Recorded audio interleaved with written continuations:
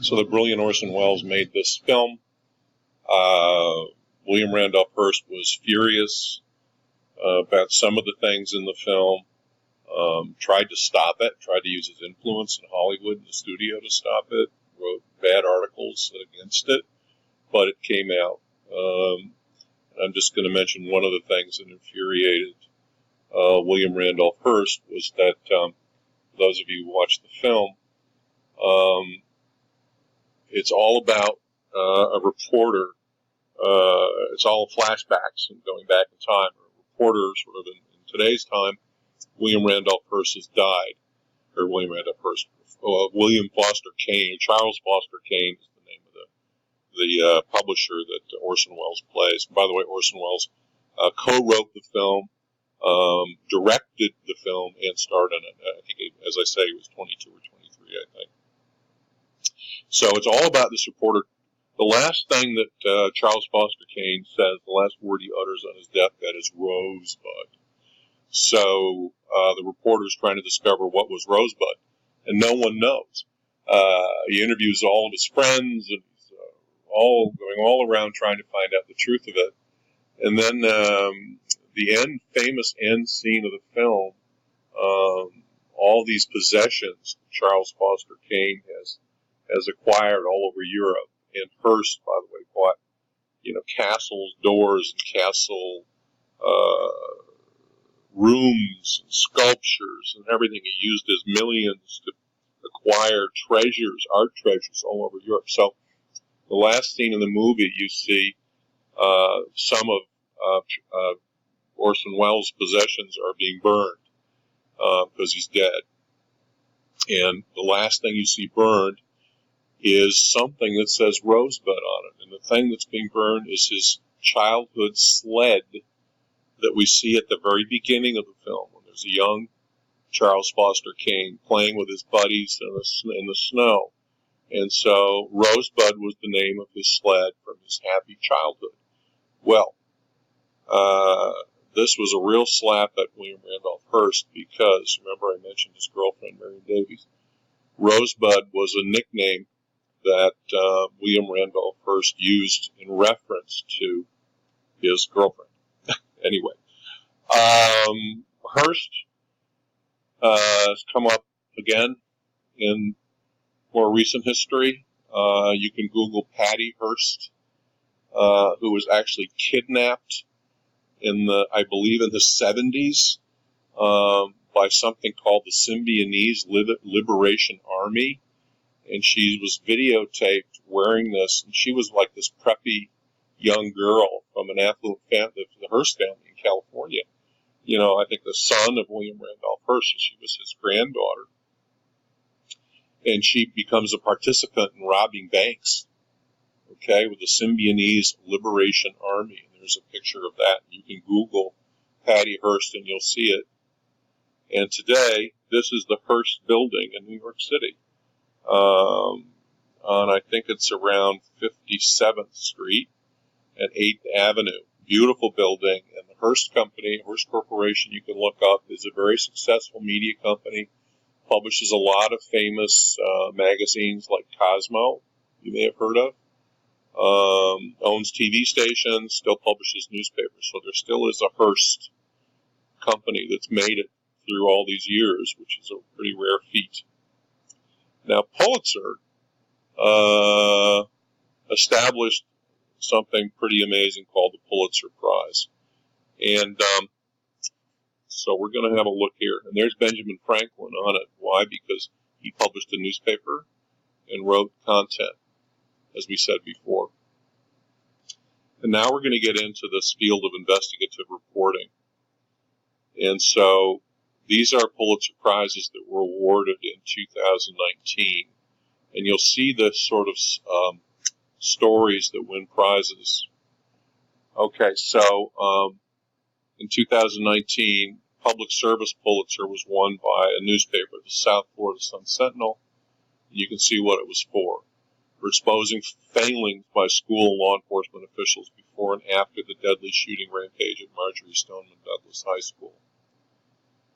Now here, Breaking News Reporting Pulitzer one by the staff of the Pittsburgh Post-Gazette for coverage of the massacre at the Pittsburgh's Tree of Life Synagogue that captured the anguish and resilience of a community thrust into grief.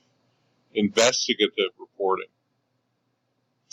to these people of the Los Angeles Times for consequential reporting on a University of Southern California gynecologist accused of violating hundreds of young women for more than a quarter century.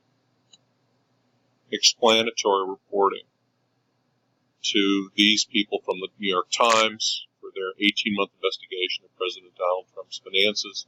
It debunked his claims, well, you can read it, of self-made wealth, and revealed a business empire riddled with tax dodges. And here's local reporting. Staff of the Baton Rouge Advocate. So these are all stories that we've read about and that have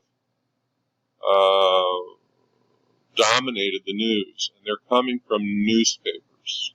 Okay, for the most part, these Pulitzers are given to print journalism and to newspapers. So we saw the First Amendment.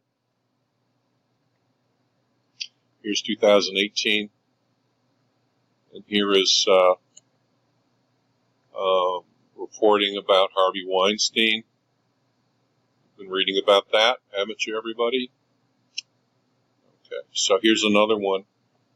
In 2018, staff of the Washington Post for investigative reporting about the candidates' past sexual harassment of teenage girls, which meant that in Alabama, for the first time in years, a Democrat was elected as a senator to replace Jeff Sessions, who at that time was the Attorney General in President Trump's cabinet. So they had to replace Jeff Sessions when he left his Senate seat to become Attorney General, and a Democrat ran against this fellow, Roy something. I think his name was Roy Blunt, right? I may have that wrong. And the newspaper contributed significantly to the Democrat actually winning. So, investigative reporting. So here we are, awarded Pulitzer Prizes. And here we are,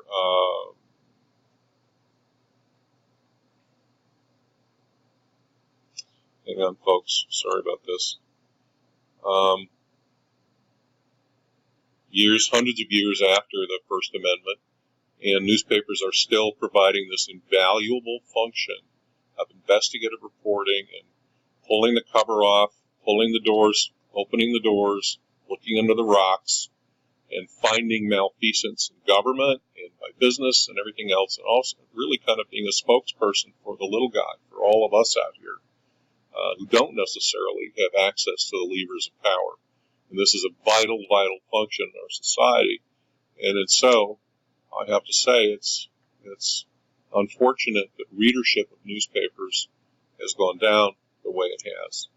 And so, it's a vital function they perform. It's not that they're the only people reporting, doing investigative reporting, but a lot of it has fallen to their lot. So we have the heritage of William Randolph Hearst, and the Hearst Corporation, and we have this. There are no businesses that Pulitzer's involved with anymore. There's no Pulitzer company or anything, but he did do this amazing thing, which is establish these Pulitzer Prizes for journalism. Here's an old-fashioned newspaper room. You don't see a lot of women in there, and that's not the way it is today, but that's the way things used to be.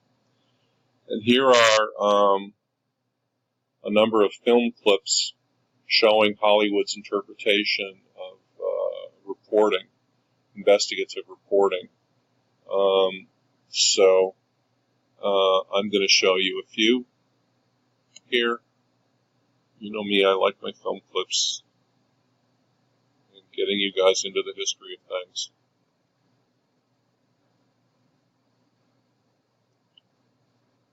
Okay.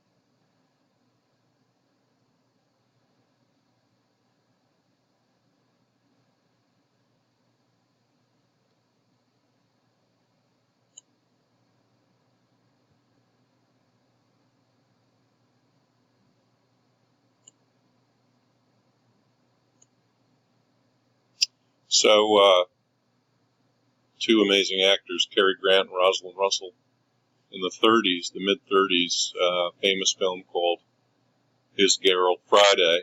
And now, from the 70s, All the President's Men for some investigative reporting via Hollywood.